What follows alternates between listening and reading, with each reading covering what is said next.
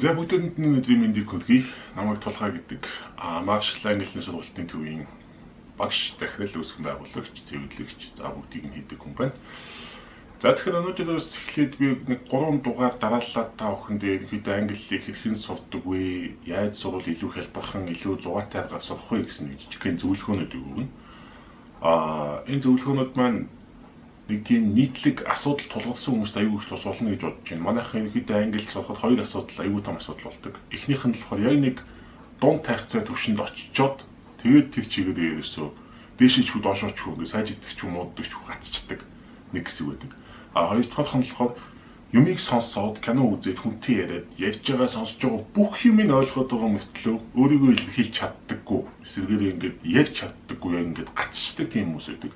Тэдгээр хүмүүст маш хэрэгтэй зөвлөгөө болов гэж бодож байна. За өнөөдөр хамгийн эхний буюу хамгийн энгийн хүн болгоны мэддэг зүйлийг илүү дэлгэрэнгүй одоо тий хаанаас яаж хийвэл илүү зүгээр юм бэ гэсэн үднээс за аргуудыг зааж өгье гэж бодож байна. За өнөөдрийн бидний ярилцах үндсэн арга бол absorb media гэж байна. За энэ маань юу гэсэн үг гэхээр за шууд марчлаад ашиглах юм бол хэвлэл мэдээллийг сонсож уусгаж шингээж авна гэсэн үг. Энд юу орох вэ гэхээр бидний үздэг зурагтай хэрэглэдэг компьютер, гар утас ч юм уу, лаптоп, за сонин сэтгүүл, ном юу байдгийг за бидний сорч шингээж чадах тэр бүх юмыг хэлээд байна гэсэн үг. Өөрөөр энийг илэрхийлэх юм бол find something that interests you. Буюу чиний сонирхлыг татж байгаа ямар нэгэн зүйлийг тухайн хэл дээр олж авна гэсэн үг. Чиний хобби чинь юу вэ? За магадгүй хоол их дуртай тий, хөлбөмбөг сонирхдаг, сакс тоглох дуртай ч юм уу. Янз бүрийн гоё за юу гэдэг математик, группийн шоу, ерөнхийдөө зурах ч юм уу ямар ч сонирхолтой байж болно. Тухайн сонирхлынхоо талаар зүйлийг за лаглаг хүмүүсийг ч юм уу тий гой жорууд ч юм уу тиймэрхүү зүйлсийг зөвмөрөө англи хэлтэй маш их одоо background search буюу судалгаа хийж явах хэрэгтэй гэсэн. Тэгэх юм бол тэр одоо өнгөрүүлж байгаа цаг хугацаа чинь чамд ерөөсөө тийм цагийн гарт ч юм уу дэмий өрөөд байгаа цаг шиг бол санагдахгүй. Харин эсрэгээр яах вэ гэхээр чи дуртай юм хийж байгаа. Дуртай юм хийхээ хажуугаар англи чинь сайжрах юм гэсэн үг. За дотоод нь за хэд хэдэн дэд сэдвтэй. За тэгээд хамгийн эхлээд бидний маш сайн мэдэх мөртлөө хэрэгжүүлж чаддаггүй гэж бодож байгаа нэг зүйл бол дуу сонсох байгаа хамгийн ихнийх нь. Дууг сонсоход за та бүхний сонсоод шиг ерөнхийдөө сонсохгүй. Яаж сонсох вэ гэхээр тухайн дууны чинь бүтэн үг нь чамд тэр чигээрээ харагдчих хэвээр. Юу гэсэн үг гэхээр YouTube дээр одоо ямар нэг lyrics-тэй видео тавьчихдаг одоо дууныхаа видеог тавиад тэгээд дагаад дуулахаар нэг асуудал байдаг нь YouTube-ийн тэр lyrics-тэй видео мань нэг 2 мөр яваал алга болчихдог. Тэгэл дахиад нэг 2 мөр гарч ирэл алга болчихдог. Ингээд тахаар хүний нүдэнд дээрээсээ тогтож өгдөггүй. Чи тэр дууг ингээд хурдан цээжилж ингээд сурч чадахгүй гэсэн үг. Харин тухайн дууны чинь бүх үг нүдэн дээр чи харагдаж ивэл за тэмдэглэлийн төвчд дээрээ бичиж болно, компьютер дээрээ тий copy paste хийгээд харж болно, бүр хэвлээд гаргацсан ч болно. Бүх үгийг харж байгаа тохиолдолд чи маш хурдан тухайн дууг тогтоодог. Тэгээд дууг сонсохдоо зүгээр сонсохгүй зөмөрөө. Яг сонсох гэхээр сонсоод за бүр чанга биш юмаа гэхэд сулч байсан гэсэн нөгөө дууга дагаж дуулна. Дуу сонссноор биднэрт хамгийн одоо сайн одоо англи хэлэн дээр өгдөг зүйл бол ерөөсөө чиний дуудлага сайжна гэсэн үг. Дуудлагыг хамгийн их сайжруулдаг зүйл дуу сонсох бол. За тэр эхний ээлжинд ямарчсан нэг 5 дуу. За нэг 5-аас 10 дуу нэг өөрийнхөө гоё гэж боддог ч юм уу тий амархан тийм дуунуудыг дагаад сонсоод эхлүүл зүгээр. Нэг дууг 4-5 удаа яг дараалал биш тий нөгөө нэг дуунууд чинь ингээд шафлыг хэрэглэдэг л байгаа. Сонссны дараа нь чи гадуур явж байхдаа машинда эсвэл хөвчөө зүгээд алхаж байхдаа ч юм уу нөгөө дуугаа сонсохоор яасан дажгүй хитэ дуу гэж бодсон нөгөө дууныхаа бүх үгийг нь сонсоод эхэлдэг. Тэгэл чи англи дуу сонсоод бүх үгийг сонсоод тохиол тэгээд сонссоор байгаа зэжилчдэг. Тэрнээс чи дандаа уншсаар байгаа зэжлэг гэж байхгүй шүү дээ. Сонсоод үг нь сонсогдоод тохиол тэр дуу чинь аяндаа зэжлэгчдэг. Үүний дараа чамд айгүй гоё санагдана. Тэгэхээр чи нөгөө дуунуудаа хүссэн хүсээгүй өөрийн мэдлэг нэмээд яваад нэмээд сургааддаг. Өөр ямар гоё дуу байна. Энэ дээр харин өөртөө жоохон одоо сорих хэрэгтэй. Жоохон хөндлүүлэх хэрэгтэй гэсэн үг. Эхний ээлжинд нэг 5-аас 10 дуу чи зээжил чадсан бол дараагийн чиний сонгох дуунууд ч арай илүү жоохон тийм хурдан темптэй тийм флоу нь хурдан тийм дуунууд байвал илүү зүгээр. Jason Mraz болдог ч юм уу тийм. Бүр сүлд нь rap дуунууд л орно. Rap дуунууд дээр одоо нэг асуудал гарах нь үгийг хадлаа айгүй хөвгтэй тийм. Үгийг хараад ингээд дагаад дуулна. Дагаад дуулахаар ингээд эхний ээлжинд гүйцэхгүй. Хаягд нь нэлээд хаягд нь тэгээд хоёр ч мөндөр явж явах нүүд чинь ингээд аль хэдийн чамаар хаяа явцсан ч юм уу. За тэгээд тийм дунд заавал бүтнээр нь ингээд хараад хэрэггүй. нэг бадаг дууслаа. Нөгөө бадгаа дахиад эхнээс нь тавиад дахиад дагаж дуулах гэж үзээд ингээд нэг 4-5 удаагийн олдлогын дараа чи ямар ч үсэн гүйцэтгэх болчихно. Ямар ч үсэн нөгөө дуу гүйцэх нь шүү дээ. Тэгэхээр яг дуулыг гэхэд бас чадахгүй ингээд жоох яаж байгаа те гэд нүүн амьсгаач өрөхгүй нэг асуудал гарч ирнэ. Тэр асуудал бол нэг санаа зовдох зүйл биш.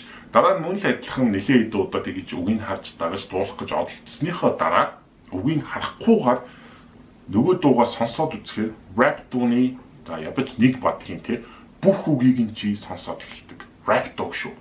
Яг тэр мөч дотор чи ингээд нэг чамайг зогсоохтохгүй те ингээд чи дийлдэх юм шиг тийм санагдаж тийм нэг гоё гал асна. Тэр гал асцсан байхад бол унтнаа гэж байхгүй гэсэн үг нь шүү дээ. За. Тэгээд дууг бол зөвхөн дууны үгийг бол интернетээр дүүрэн байгаа. За гэхдээ azlyrics.com гэх сайт. За ерөөхдөө дууны үгнүүдийн бараг official сайт юм уу? Тэгээд бараг бүх дууны үгнүүд үүдэг. Тэндээс ерөөхдөө шууд дууныхаа нэрийг бичиж ороод тэгэл copy paste хийгээд гарчна. Дуугаа олохдоо бол одоо интернет байхгүй утсан дээр татчих юмаа гэдэг те. Тэгэх юм бол ерөөхдөө юу байгаа?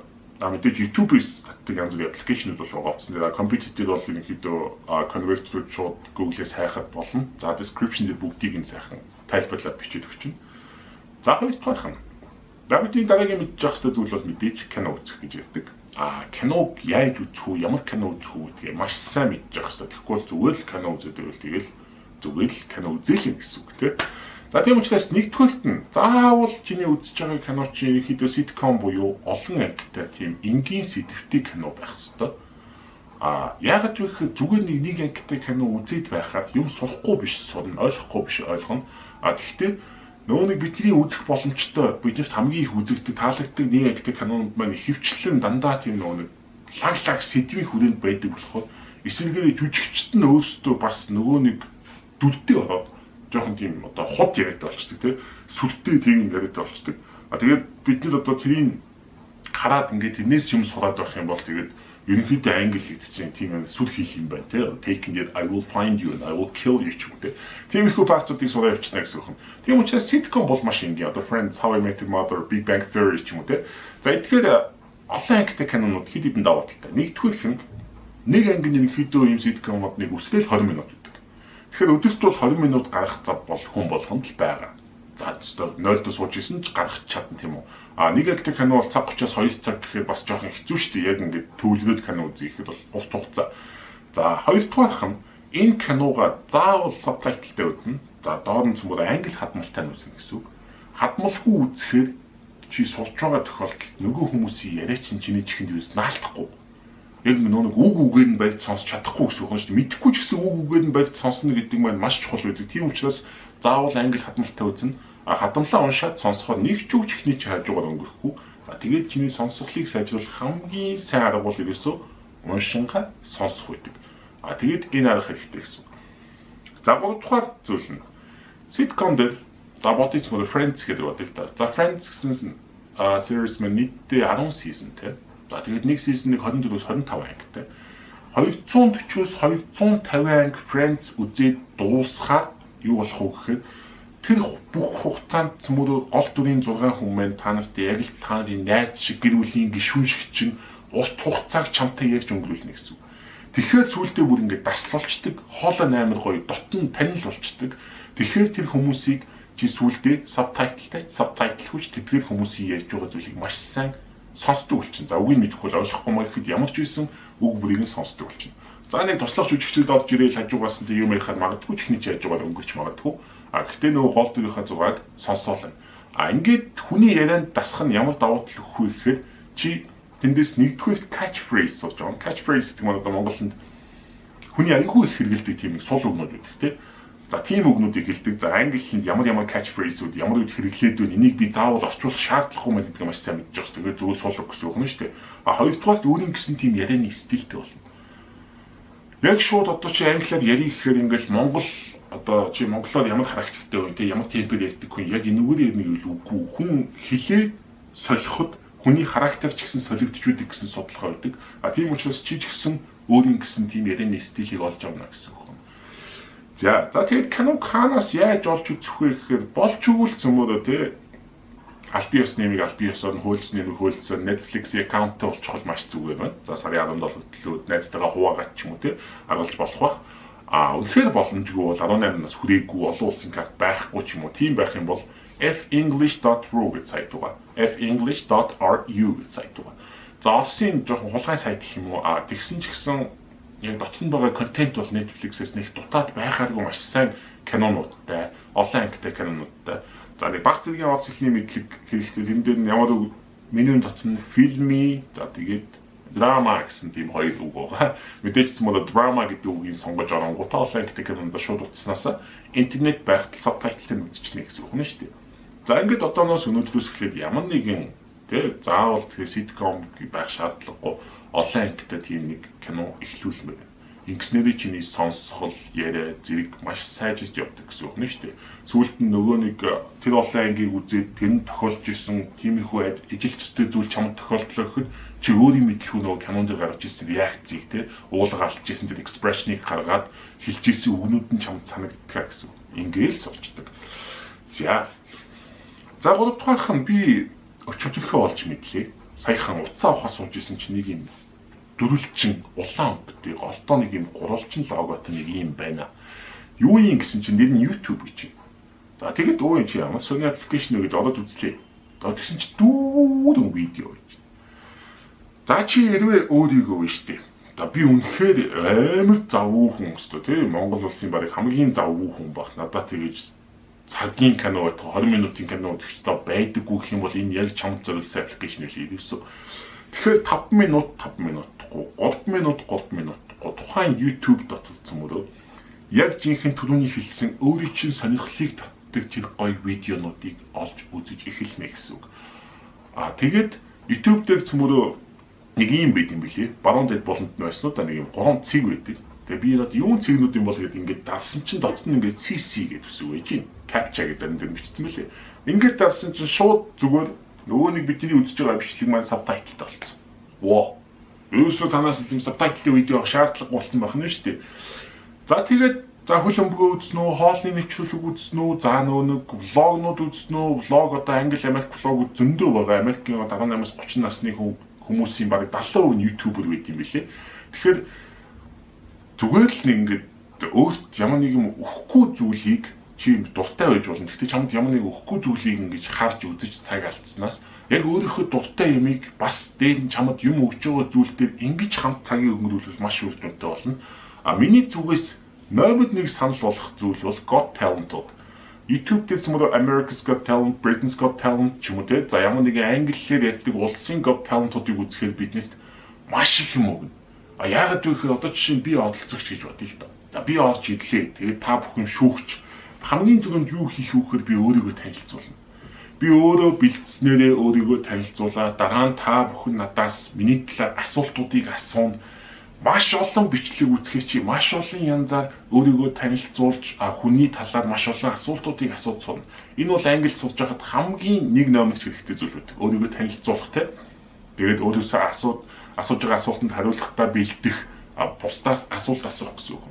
За дараагийн хэсэгт нь үзүүлбэр маань явж эхэлнэ. Тухайн перформанс маань юм ярьдаг ч байсан, ярьдаггүй ч байсан YouTube-д орцсон гэдэг нь нэг бол маш лаг тэгээ айгүй гоё нүдчих баясгсан видеонд үгүй бол үнэхээр хөгжилтэй funny, үгүй бол бүр тийм fail бүр ингээд fun муу мяа юм уу тэгээ шоолохоор тийм нүд байгаа гэсэн үг.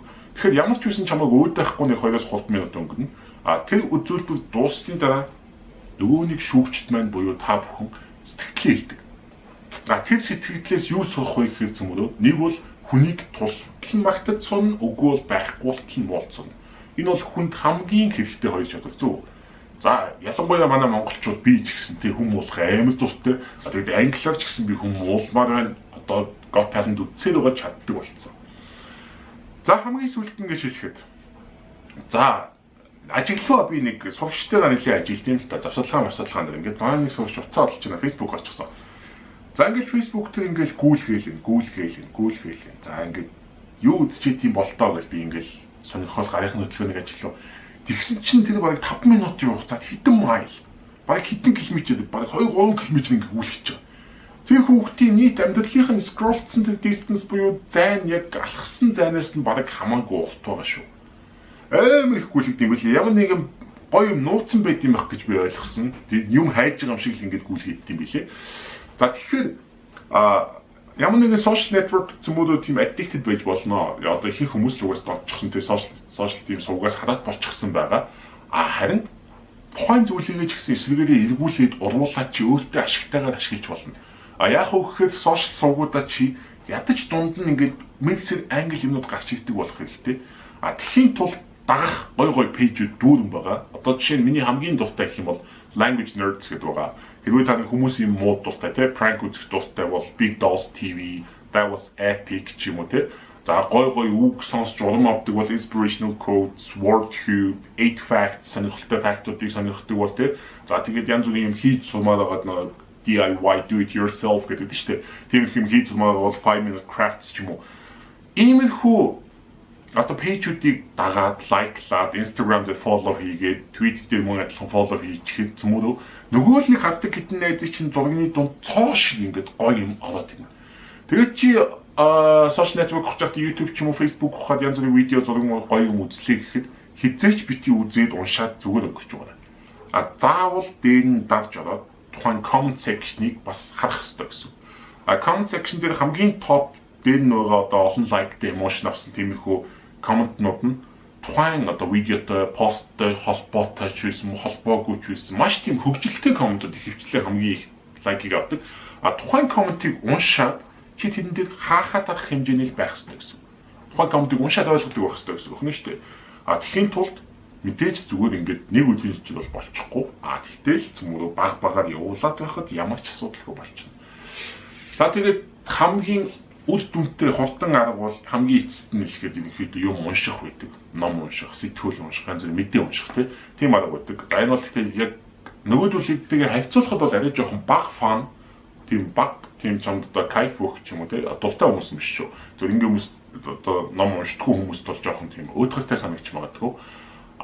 Хэрвээ тэр нь хамаагүй би үнэхээр үзүүлээд өгнө ална гэсэн бол ном уншина. Тухайн ном чиний үзэж байгаа ерөнхийдөө үзэж байгаа кино ч уншиж байгаа номны чинь левел ямар байх ёстой вэ гэхээр чи уншаад юу ч ойлгохгүй бол чамд хэрэггүй. Тэр бол ерөөсөө хэрэггүй гэсэн үг. Тэндээс ганц нэг үг нөтлөл нэг амар удаан процесс гэсэн үг нь шүү дээ. Харин нэг үлгэрийн ном уншаад бүгдийг нь ойлгож явах юм бол бас чамд хэрэггүй. Тэгэхээр яг энэ хоёрын голд буюу ингээл ном уншихад ингээл ядаж шүү дээ нэг за нэг ойлгож байгаа юм шиг ойлгохгүй байгаа юм шиг ямар ч гэсэн нэг хүн ингээл яваал энэ одоо тэнд очсон байгаа. Одоо дараа нэг хүнтэй уулзах гэдэг байгаа ч юм уу. Тэгсэн мэт яг детальчлаад юу болоод байгааг нь ойлгохгүй. Ийм ном бол ерөнхийдөө яг чиний левел дээр буюу хамгийн зөв ном гэсэн. Ийм ном уншиж сайжирч чадна гэсэн. За тэгээд ном уншихад төвшингийнхаа номыг яаж ялгаж ангилах юм бэ гэдэг English e-reader гэдэг сайт байдаг. За энэ дээр мөн адилхан оруулъя. Тухайн сайтнаас одоо төвшнөрөө байгаа. Тэр тухайн төвшин өөрийнхөө төвшинлөө ороод мэдэхгүй бол эхнээс нь орж үзээд те. Тэгээд тухайн номнуудын ороод үзээд уншаад үзээрэй. За тэгээд тухайн номыг уншихад яг түрүүнийх шиг чамд сэтгэл төрөх юм бол нэг хагастай ойлгоод байх юм бол тэр бол чамд хамгийн их мөх ном гэсэн үг нь шүү дээ. За тэгээд хамгийн сүүлд нь дахиад сануулна яаж та. Өдөрт гаргаж байгаа 5 минут чинь 5 минутгүй 3 минут байсан ч 3 минутгүй. Гол нь чи ерөөсөө нэг өдөрт 1 минут ч гарахгүй байж яагаад ч болохгүй. Тэгэх юм бол тэр чигээр унтарчдаг. За энэ талаар би дараагийн видеонд илүү тодорхой хэлж өгье. За тэгээ өнөөдрөөс эхлээд цөмөрөө сайхан дуугаа сонсоод тий завгаар бол киногоо үзээд за гоё бүр завгүй бол YouTube дээр гоё бичлэгүүдээ үзээд сошиал сувгууд англи сувгаар дүүргээд за тэгээ сайхан номоо нээж барьж аваад эхлэе тэхүү. За тэгээд маш англи сум гэдэг бол ерөнхийдөө ус таялал яг чиний хөлсөн газраа зэлсэн газраа хүрэхийн тулд бол нэлээд хол аялал. Тухайн аялал дандаа чи эцсийнхаа цэгийг хараад те би англиний одоо гүнзгий шатны мэдлэлтэй болмоор нүггүй IELTS-ийн те IELTS-ийн 7-5 оноотой болмоор юм ч юм уу. За тэгээ GRE, GMAT гэмээр ч юм уу. Иймэрхүү том зорилго бол эцсийн зогсоол гэдгийг маш сайн санах хэрэгтэй. Хүн эцсийнхаа зогсоолыг хараалах юм бол наан өнгөрүүлж байгаа тэр аялал чинь чам том шиг санагдана. Амар хэцүү санагдана. Хурж очиж чадахгүй тийм үү ингээл маш их юм золиослох шаардлагатай болдог. Энийг чи хөнхөөн туулахын тулд яах ёстой вэ гэхээр чиний наад өнгөрүүлж байгаа тэр journey чинь сонирхолтой байх ёстой. Англи сурж байгаа тэр аялал чинь сонирхолтой байх юм бол тэгээд хүрэх газраа хүрсэн ч тэнд хүрэх гэж туулсан зам чинь аль нь сонирхолтой чамайг огтхонч зовоогоогүй залхаагаагүй өнгөрсөн байх болно. За тэгээд бичлэг таалагдсан бол мэдээж like, share and subscribe please. Thank you. Дараагийн бичлэгээр дахиад уулзъя.